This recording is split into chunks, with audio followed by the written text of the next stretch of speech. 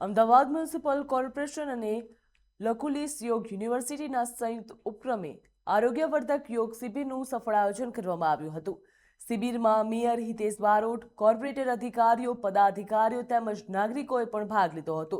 યોગ શિબિરમાં તાળાસન, વૃક્ષાસન, ભુજંગાસન સહિત વિવિધ યોગાસનો અને પ્રાણાયામની ક્રિયાઓ પણ કરાવવામાં આવી હતી અને સ્વસ્થ જીવનનો સંદેશ આપવામાં આવ્યો હતો. યોગ દ્વારા શારીરિક, માનસિક અને આધ્યાત્મિક સ્વાસ્થ્યમાં થનારા લાભો અંગે વિસ્તૃત માહિતી આપવામાં આવી હતી, જ્યાં નિયમિત યોગાભ્યાસ જીવનશૈલી સંબંધિત અનેક રોગોથી બચવામાં મદદરૂપ બને છે અને તણાવમુક્ત સ્વાસ્થ્ય જીવન માટે પણ યોગ એક અસરકારક સાધન છે.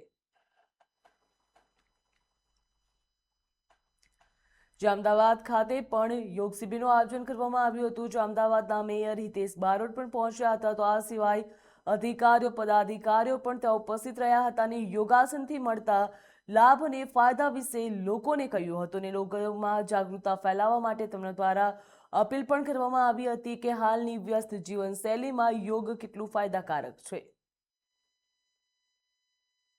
काफ़ी सारे योग किए गए। अंतर्राष्ट्रीय योग दिवस के एक प्रॉपर कॉमन योगा प्रोटोकॉल जो कि मिनिस्ट्री ऑफ आयुष ने सर्टिफाइड किया गया है, तो वो प्रोटोकॉल किया गया जिसमें कि बहुत सारे आसन्स उसमें कराए गए, प्राणायाम कराए गए, ब्रीथिंग प्रैक्टिसेस कराई गई और साथ में प्राणायाम के साथ साथ श्वास प्रक्रिया कराई गई।